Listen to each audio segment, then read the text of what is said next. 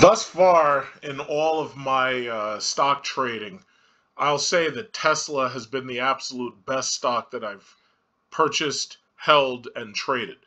Tesla, back in 2012, when I first made my video of driving the P85 Model S, that stock was about $30 a share, give or take. It's 30, 31, 32. It was about $30 a share, give or take, right?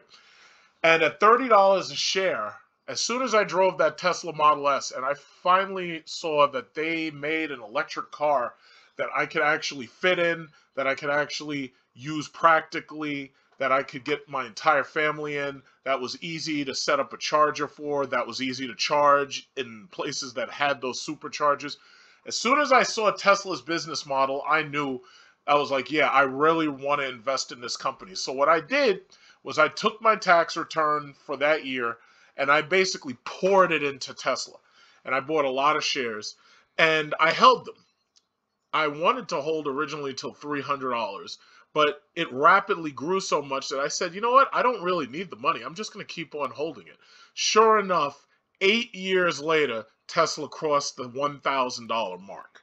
And then it kept on going because during the same amount of time, which was during the 2020 pandemic, Tesla had announced that they were going to do a stock split not long, I believe, after Apple had announced that they were going to do another stock split, because I think it was 5 years ago, Apple did a stock split. That's when myself and one of my friends, we decided to go into Apple and Alibaba. So why am I saying that? Well, I want to take you back to the beginnings of Bitcoin really quickly, just to basically prove a point. Now, Coinbase at the beginning of Bitcoin, or Coinbase has it marked back in December 2013 that Bitcoin was roughly $135. It had just crossed $105, and it rapidly started to grow back in 2013 to $325. Rapidly started to grow to $577, and that was November 19th. After that, the price and the value pretty much waxed and waned, and I think right there you see like one of the lower values was around December 18th. At one point around here was $100. Bottom line is, Bitcoin's real momentum started back when I actually started making videos about cryptocurrency back in the winter of 2017. As you can see, there's a dramatic jump right here in this area right here. But here's the thing. Most people are like, oh man, if only I had known that Bitcoin was going to be where it is, I would have gone back. Oh man, if I could have just taken money back then, I would have taken my money and I would have spent it on Bitcoin back then. Well, here's the problem. And a lot of people don't realize the beginnings. During the beginnings of Bitcoin, everybody pretty much was certain that Bitcoin was a scam. Everybody was 100% certain Bitcoin was a Ponzi scheme. And most people who did have money to invest wouldn't have put it in Bitcoin. Now, if you had some huge whale like Warren Buffett say, oh yeah, y'all should go into Bitcoin, or if you had some huge whale like Munger go into Bitcoin, that would have helped push it along. But what ultimately happened was basically nobody trusted it. Another thing that happened, back then there were no easy-to-use digital wallets. For example, back then you had to buy these shady-looking, Tamagotchi-looking wallets off of eBay. And in many cases, the few wallets where you could have bought and stored Bitcoin, some people, as you've heard in the news, some people lost their passwords because it was just so difficult to pay attention to, and it was so tedious. So there were some people who owned whole Bitcoins who lost those whole Bitcoins because they may have bought, back when Bitcoin was $1, they may have bought 10, 20, 100. And back then, nobody realized where it would be now. So they were spending those Bitcoin, and they were spending them on frivolous things like pizza, like albums for music, like video game purchases. They were spending them for frivolous things, depreciating assets, vastly depreciating assets that pretty much don't even exist anymore. But as you move closer to 2017, 2018, during this time period, that's when we started seeing Bitcoin quote-unquote millionaires who cashed in Bitcoin, and they were buying Lamborghinis, and they were buying Teslas, and they were buying cool stuff that everybody really, really wanted, but they knew that they'd have to get rich quick to buy.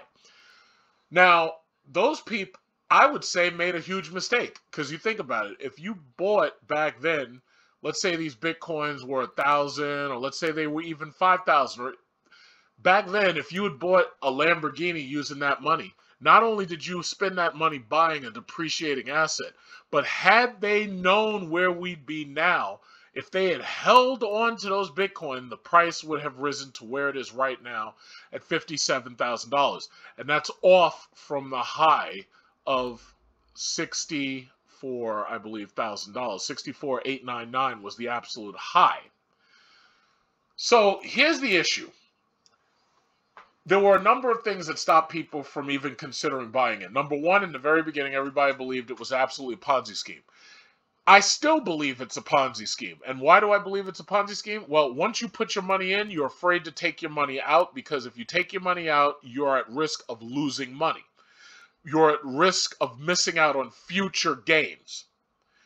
That's number one. Number two, nobody knows where the bottom is. The bottom actually is zero. But the problem is nobody knows where the top is. And if nobody knows where the top or the bottom is, even though we know the bottom should be zero for anything, if nobody knows where the top is, then nobody knows how long and how long to hold it. Nobody knows how long to hold it. Nobody knows when it's going to hit that top.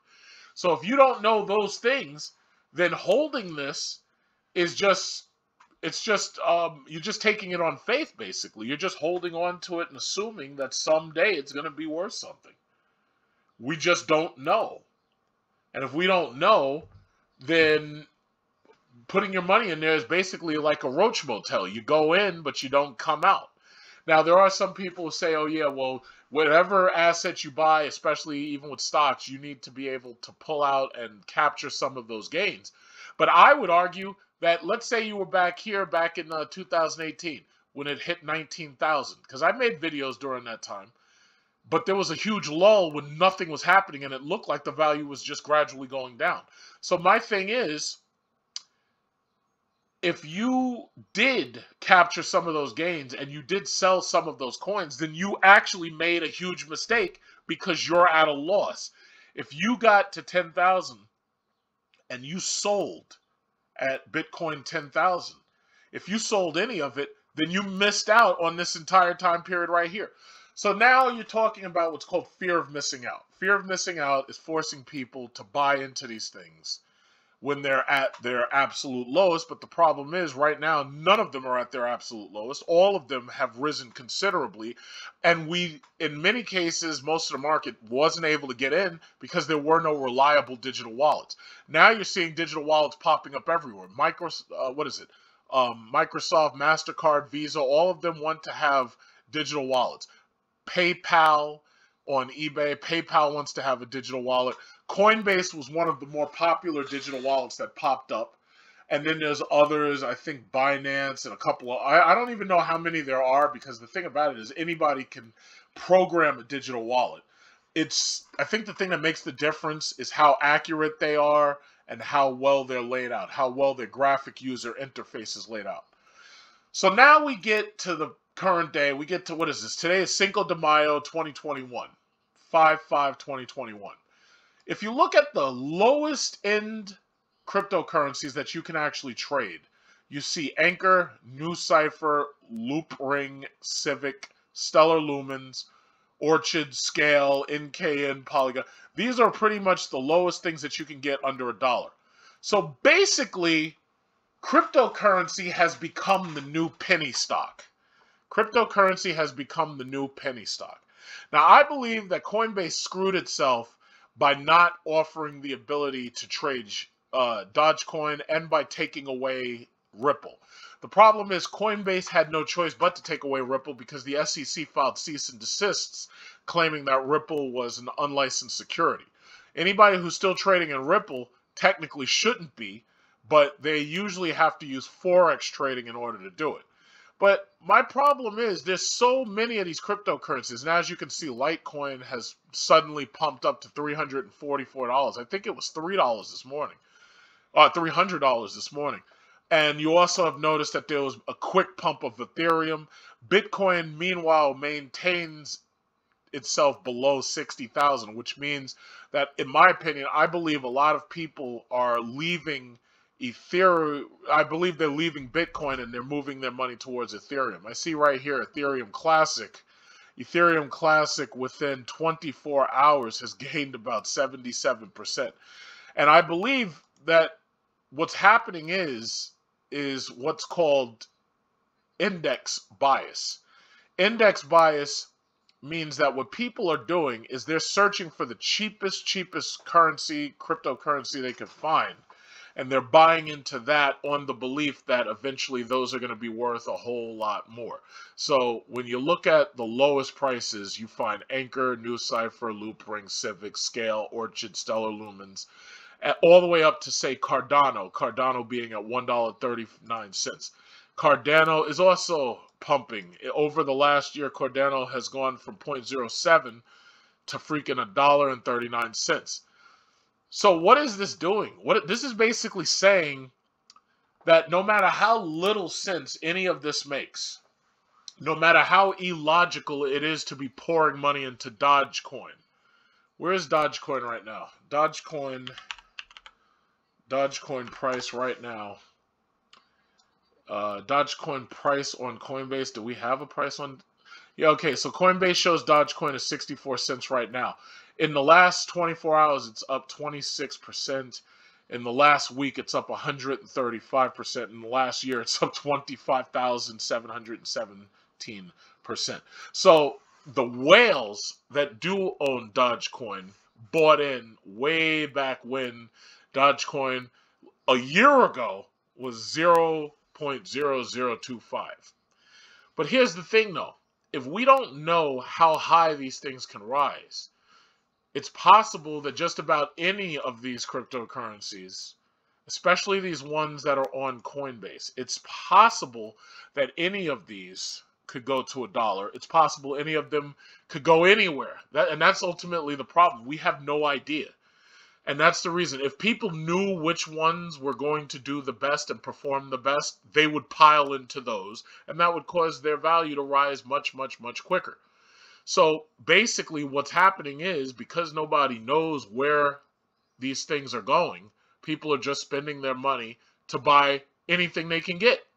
Look at Anchor. I have no idea what Anchor is, but Anchor's up 9%. And that's within the 24-hour period.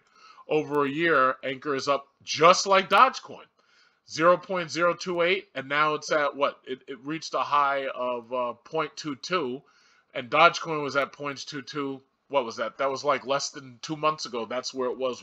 It was less than, I think, a penny about 2 months ago, give or take, or at least in January.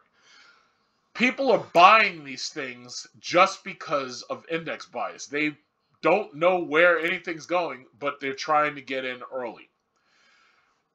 Because of the basic rule of all stocks and all commodities, which is buy low, sell high, technically, yeah, that makes sense. It makes sense to be buying into these things when they're at their cheapest. I am not recommending you buy any of these. I'm just saying that, yeah, it does make sense if these things are going to have long-term gains and long-term profit. What I also would like to say is the fact that there are a lot of countries in the world that have very, very, very poor banking systems. Philippines being one of them. And the way I see it, depending upon what happens in the next few years, it may end up being that a lot of people end up trading cryptocurrency specifically because the banks are not sufficient.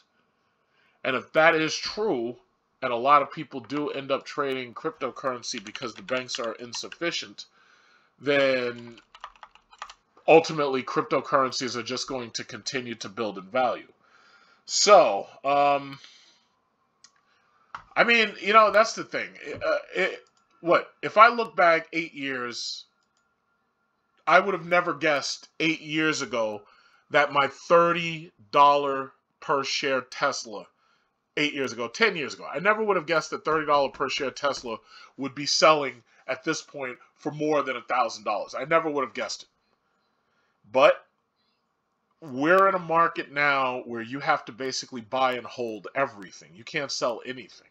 If you sell, you basically, and this is my recommendation to new people, because as you know, I've been mining certain cryptocurrencies, and at this point, I'm thinking that, some of, younger audiences who want to open up a trading platform, even though they're probably in debt, student loan debt, or they're probably in different forms of debt, if you can't mine it, I recommend that you open up a trading platform that allows you to trade it. Coinbase allows you to trade it. Robinhood allows you to trade it.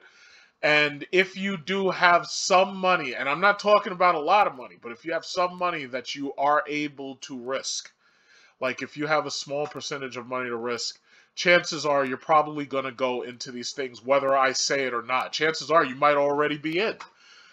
But ultimately, don't risk your shirt. Don't lose your shirt over these things, because even me, it's like, yeah, there was a lot of stocks that I could have bought that I didn't buy because I didn't want to give up the little bit of money that I did have in cash, and I wanted to make sure that my money's always liquid. Once you put that money into the stock market, chances are you're going to be afraid to pull it out. There are a lot of examples that I can point to where there are kids who are putting money into cryptocurrency, but they have to ask their parents for more money because they have no money because their money's going into cryptocurrency. So again, it's like this form of investment is what Warren Buffett and Munger, this is what they were talking about. They were talking about the fact that people are buying into these things. They have no idea what they are. They have no idea what the longevity is. And these cryptocurrencies are actually robbing the stock market of money that could have been going into the stock market. The difference between cryptocurrency and the stock market is that cryptocurrency has no real companies behind it. If I put money into Microsoft, I know where that money's going. It's going into making better products, Windows products, laptop products, so forth and so on, Microsoft Office. But if I put money into Anchor, I have no idea where that's going. If I put money into NewsCipher, I have no idea where that's going. If I go to Loopring, Civic, Stellar Lumens, I have no idea what any of this shit means. Now, you can put together a really nice white paper and you can tell me, oh yeah, well, if you buy into this, it's just going to be worth more later. But then that's not a stock. That's really a commodity. And it's also called a speculative asset. It's like if I was in jail and I started hoarding up on toilet paper because I believe that toilet paper is going to allow me to be able to trade for more cigarettes or more KY jelly. My thing is, it's like, that's a speculation. That's a speculative asset. Right now, and I'm going to say this again because I don't like it when people are telling me that I've done 180 degrees on crypto. I haven't done 180 degrees on crypto. I like to lower my exposure as low as possible. Even though I'm mining some crypto and I hold crypto in a wallet, the simple fact is I'm not putting as much cash money into crypto as I'm putting into stocks. I would say that my crypto portfolio is less than 5% of my overall holdings. More than 50% of my holdings is my real estate. I have 2 houses and I've got a little office. So my thing is, it's like crypto is always going to probably be less than 5% of my portfolio. Now, the only thing that could change that is if suddenly crypto that I hold became worth so much money. Like, for example, if I held 100 Bitcoin and suddenly the 100 Bitcoin was worth $1 billion for some reason. Yeah, that would pretty much become 99% of my portfolio, even though it started as just 100 Bitcoin. It's very strange the way this works, but that's just the way it works. So my recommendation, open yourself up a trading platform. You don't have to just trade crypto. You can also trade in stocks that you're interested in. I mean, people who bought Nike have doubled their money since Colin Kaepernick started his protest. Back then, I was laughing at Trump. I said, yo, Nike's going up. It was less than $70. Right now, Nike's over $130. I was laughing at Trump when he was talking bad about Goodyear Tire. I told everybody buy into Goodyear Tire. It was like around $6. Right now, it's at double its money. GE, a lot of people were decrying GE. They're like, oh yeah, y'all aren't doing anything, blah, blah, blah. GE's worth 3 times what it was back when they were talking smack. But see, the problem is we don't have long-term foresight. And that's, you know, that's to be expected. It's like those movies where they send the Terminator back. Skynet sends the Terminator back to kill John Connor. It's like, you don't have to kill John Connor. All you got to do is go back and you can bet on stocks and bonds and cryptocurrencies that you know are going to be worth more. And eventually Skynet will be worth so much money that John Connor will just be some poor kid living out on the street. You really don't have to kill anybody. Just go back in time and Skynet could be the richest corporation on the planet. That's all. All you got to do is send somebody back. That was the premise in Back to the Future 2, where old Biff gives young Biff Gray Sports Almanac, and he starts betting on horse races back then. So my thing is, if you do buy into these things, please make sure you do it with a wallet that you can trust, that you can keep the password to. Robinhood gives out a debit card for free if you hold currency on Robinhood or stocks, because Robinhood does stocks too. Coinbase, from what I know, is planning to issue a card, a debit card. My recommendation is that Robinhood and Coinbase, if you're involved in either of them, make sure that when those cards are available, that you apply for the card, get yourself a debit card. Because it makes no sense to lose your investment simply because you forgot your damn password.